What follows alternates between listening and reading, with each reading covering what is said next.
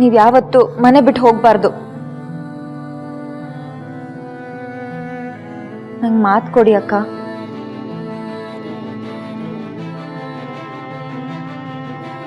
Please.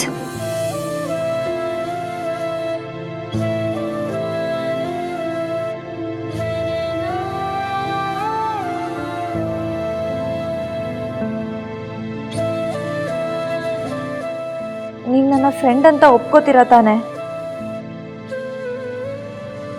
ಹಾಗಿದ್ರೆ ನೀವು ನನಗೆ ಮಾತು ಕೊಡಿ.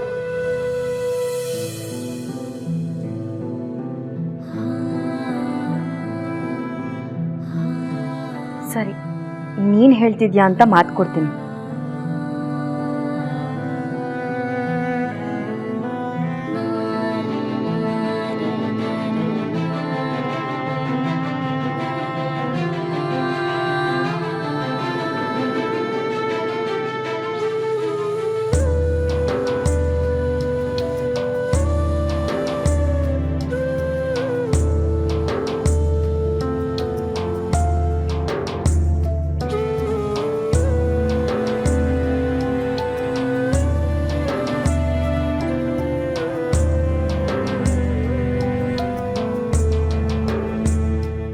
ಅಷ್ಟೇ ಅಲ್ಲ ಅಕ್ಕ, ಈ ಮನೇಲಿ ಸುಮಾರು ಕಡೆ ನಿಮ್ ನೆನಪಿದೆ. ಆದ್ರೆ ಅದಕ್ಕೂ ಮುಂಚೆ ರೂಪ ಅವರು ನಿಮಗೆ ಮಾತ್ರೆ ಕೊಡ್ಬೇಕು ಅಂತ ಹುಡುಕ್ತಾ ಇದ್ರು. ನಾನು ತಗೊಂಡ್ ಬರ್ತೀನಿ.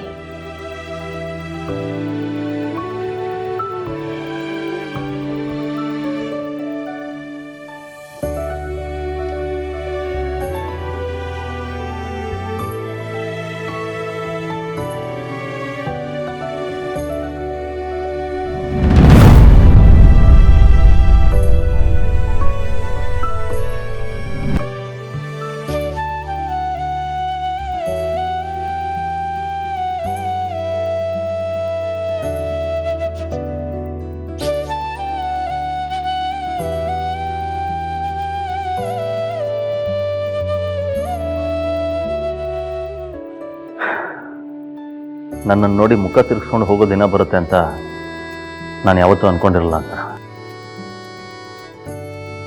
ಓಕೆ, ಅಟ್ಲೀಸ್ಟ್ ನಿನಗೆ ಆ CD ಫೋಟೋಗಳು ನೋಡಿದ್ಮೇಲೆ ನಾನು ಯಾರು ಅಂತ ಗೊತ್ತಾಗಬೇಕು. ಗೊತ್ತಾಗುತ್ತೆ ಅನ್ನೋ ನಂಬಿಕೆಯಲ್ಲಿ ನಾನು ಕಾಯ್ತಾ ಇದ್ದೀನಿ. ಎಲ್ಲಿ ಕರ್ಕೊಂಡು ಹೋಗ್ತಿದ್ಯೆ? ಸುಮ್ಮನೆ ಬಾರಮ್ಮ ನೀನು. ಏನಾಗಿದೆ ನಿಂಗೆ? ಯಾಕೆ ಹೀಗೆ ಆಡ್ತಾ ಇದ್ಯಾ? ನೀನ್ ಯಾಕೆ ಈ ತರ ಮಾಡ್ದೆ? ಅರೆ, ನಾನೇನೇ ಮಾಡ್ದೆ? ನನ್ನ ಪಾಡಿಗೆ ನಾನು ರೂಮಲ್ಲಿದ್ದೆ. ನೀನೇ ತಾನೇ ಎಳ್ಕೊಂಡ್ ಬಂದ್ಬಿಟ್ಟು ಏನ್ ಮಾಡಿದೆ ಅಂತ ಕೇಳಿದ್ರೆ ನಾನೇನೇ ಹೇಳಿ? ಅಮ್ಮ, ನನ್ಗೆಲ್ಲ ಗೊತ್ತು ಅಮ್ಮ. ಅಂತರ ಅಕ್ಕನ ಮನೆಯಿಂದ ಆಚೆ ಕಳಿಸ್ಬೇಕು ಅಂತ ನೀನ್ ಪ್ಲಾನ್ ಮಾಡಿದ್ಯಾ ತಾನೆ?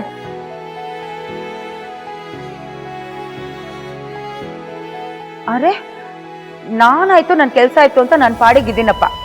ಯಾಕೆ ನಿನಗೆ ನಿಮ್ಮ ಅಮ್ಮನ ಮೇಲೇನೆ ಅನುಮಾನನಾ? ಅಮ್ಮ, ಸುಳ್ಳು ಹೇಳ್ಬೇಡ.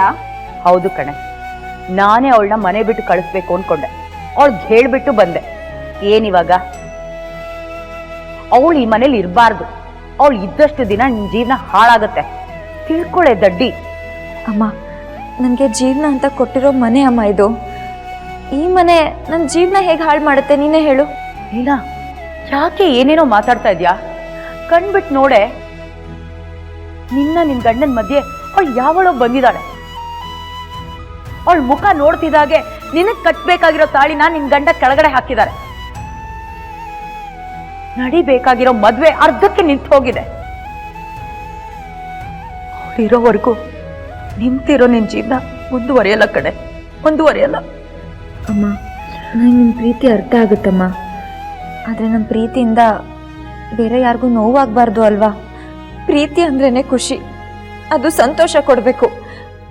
ಈಗ ನೀನು ಅಂತರ ಅಕ್ಕನ ಮನೆಯಿಂದ ಹೊರಗಡೆ ಕಳ್ಸಿದ್ರೆ ಈಜೆ ಎಷ್ಟು ನೊಂದ್ಕೋತಾರೆ ಗೊತ್ತಾ? ಅವ್ರಿಗೆ ನೋವಾದ್ರೆ ನನ್ನ ನೆಮ್ಮದಿ ಹಾಳಾಗುತ್ತೆ. ನಿನಗೆ ಕೈ ಮುಗಿದು ಕೇಳ್ಕೊತೀನಿ, ನನ್ನ ನೆಮ್ಮದಿನ ಹಾಳು ಮಾಡ್ಬೇಡ. ನನ್ನ ನೆಮ್ಮದಿ ಇರೋದು ಈ ಮನೆ ಜನರಲ್ಲಿ. ಅಂತರ ಅಕ್ಕ ಈ ಮನೆ ಯಜಮಾನಿ. ಅಂತರ ಅಕ್ಕಂಗೆ ಏನೂ ಆಗ್ಬಾರ್ದು. ಪ್ಲೀಸ್ ಅಮ್ಮ,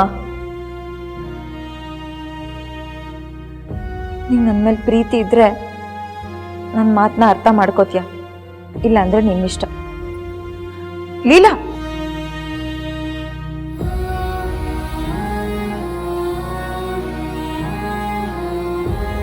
ಏನು ಮಾಡಬೇಕು, ಯಾರ ಕಡೆ ನಿಲ್ಬೇಕು, ಯಾರು ಪರವಾಗಿ ಮಾತಾಡಬೇಕು ಒಂದು ಗೊತ್ತಾಗ್ತಿಲ್ಲ. ಆದ್ರೆ ನನಗೆ ಕ್ಲಾರಿಟಿ ಇದೆ. ನನಗೆ ಜೀವ ಕೊಟ್ಟೋರು, ಹೊಸ ಜೀವನ ಕೊಟ್ಟೋರು ಎರಡೂ ಲೀಲಾ ಅತ್ತೆನೆ.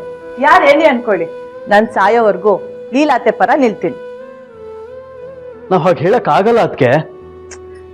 ಇಲ್ಲ ಪ್ರೇಮ್, ನಾವು ಏಜಕ್ಕೆ ಹೋಗಿ ಬುದ್ಧಿ ಹೇಳೋಷ್ಟು ದೊಡ್ಡೋರು ಅಲ್ಲ. ಹಾಗಂತ ಅಪ್ಪಂಗೆ ಅರ್ಥ ಆಗೋವರೆಗೂ ಬಿಡಕ್ಕಾಗಲ್ಲ. ಯಾಕಂದ್ರೆ ಈ ಸಿಚುಯೇಷನ್ ಇಮ್ಯಾಜಿನ್ ಕೂಡ ಮಾಡೋಕ್ಕಾಗಲ್ಲ, ಅಷ್ಟು ಹದ್ಗೆಟ್ಟೋಗಿದೆ. ಮತ್ತೀಗ ಏನ್ ಮಾಡ್ಬೇಕು ಅಂತ್ಯಾ? ಯಾರನ್ನೇ ಆಗ್ಲೇ ಸಡನ್ ಆಗಿ ಜಡ್ಜ್ ಮಾಡಬಾರ್ದು ಪ್ರೇಮ್. ಅವ್ರ ಜೊತೆ ಒಂದು ಹುಡುಗಿ ಬಂದಿದ್ದಾಳಲ್ಲ, ಅವಳ ಹೆಸರೇನು? ರೂಪ. ಹಾ, ಎಸ್, ರೂಪ. ರೂಪ ಅವರು ತುಂಬಾ ವರ್ಷದಿಂದ ಅವ್ರ ಜೊತೆ ಇರೋ ಹಾಗೆ ಕಾಣ್ತಾರೆ. ಸೊ ನಾವು ರೂಪಾಗೆ ಅವ್ರ ಬಗ್ಗೆ ಗೊತ್ತಿರೋ ಎಲ್ಲಾ ವಿಷಯನೂ ಕೇಳಿ ತಿಳ್ಕೊಬೇಕು. ಸಡನ್ ಆಗಿ ಕೇಳಿದ್ರೆ ಹೇಳ್ಬಿಡ್ತಾರಾ?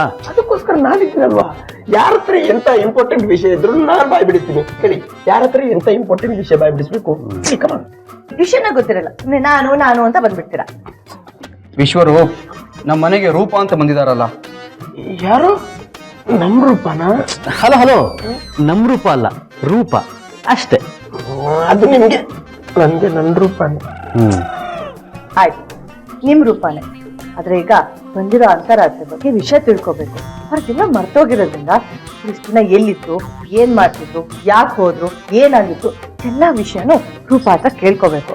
ಅದು ನೀವ್ ಮಾಡಿ. ಸ್ವಾಮಿ ಕಾರ್ಯ ಸ್ವಕಾರ್ಯ ಎರಡು ಆಗೋ ಈ ಕೆಲಸಕ್ಕೆ ನನ್ನ ಸಮ್ಮತಿ ಇದೆ. ಬಾಸ್ಗೋಸ್ಕರ ನಾನು ಏನ್ ಮಾಡೋಕ್ಕೂ ರೆಡಿ. ಬಾಸ್ ಕೆಲಸ ಮಾಡ್ತಾ ಮಾಡ್ತಾ ನನ್ನ ಲೈಫ್ ಸೆಟ್ಲ್ ಆಗ್ಬೋದು. So I accept this offer. Okay, I will go now. Okay, bye bye. ನಮ್ಗೆ ಅವ್ರ ಬಗ್ಗೆ ಸಣ್ಣ ವಿಷಯ ಗೊತ್ತಾದ್ರು ಸಾಕು, ಈ ಮನೇಲಿ ನೋವಲ್ಲಿರೋ ಜೀವಕ್ಕೆ ಉತ್ತರ ಕೊಡ್ಬೋದು. ಅಕ್ಕ, ನೀವು ಇಲ್ಲಿದ್ದೀರಾ? ನಾನೇನೋ ನೀವು ಹೇಳ್ದೆ ಕೇಳ್ದೆ ಹೋಗ್ಬಿಟ್ರಿ ಅನ್ಕೊಂಡೆ. ಲೀಲಾ, ನಾನು ನಿನಗೆ ಮಾತು ಕೊಟ್ಟಿದ್ದೀನಿ, ಆ ಪ್ರಾಮಿಸ್ನ ಬ್ರೇಕ್ ಮಾಡಲ್ಲ. ನನ್ ಜಾಣೆ. ಸರಿ ಬನ್ನಿ, ಕೆಲಸ ಇದೆ, ನನ್ನ ಜೊತೆ ಬನ್ನಿ. ಎಲ್ಲಿಗೆ ಬರಬೇಕು? ತುಂಬಾ ಇಂಪಾರ್ಟೆಂಟ್ ಕೆಲಸ. ಯಾಕೆ ಏನು ಅಂತ ಕೇಳಬಾರ್ದು, ಸುಮ್ಮನೆ ನನ್ನ ಜೊತೆ ಬರಬೇಕು. ಅಟ್ಲೀಸ್ಟ್ ಏನು ಕೆಲಸ ಅಂತನಾದ್ರೂ ಹೇಳಲಿಲ್ಲ. ಅದೆಲ್ಲ ಲೊಕೇಶನ್ಗೆ ಹೋದ್ಮೇಲೆ ಗೊತ್ತಾಗುತ್ತೆ, ಈಗೆಲ್ಲ ಹೇಳಕ್ಕಾಗಲ್ಲ. ಬನ್ನಿ. ಲೀಲಾ ಪ್ಲೀಸ್. ಅಕ್ಕ ಪ್ಲೀಸ್, ನಾನು ನಿಮ್ಮ ಬೆಸ್ಟ್ ಫ್ರೆಂಡ್ ಅಂತ ಹೇಳಿ ಈಗ ನಾನು ಕರೆದ್ರೂ ಬರ್ತಿಲ್ವಲ್ಲ? ಯಾಕೆ, ನಾನು ನಿಮ್ಮ ಬೆಸ್ಟ್ ಫ್ರೆಂಡ್ ಅಲ್ವಾ?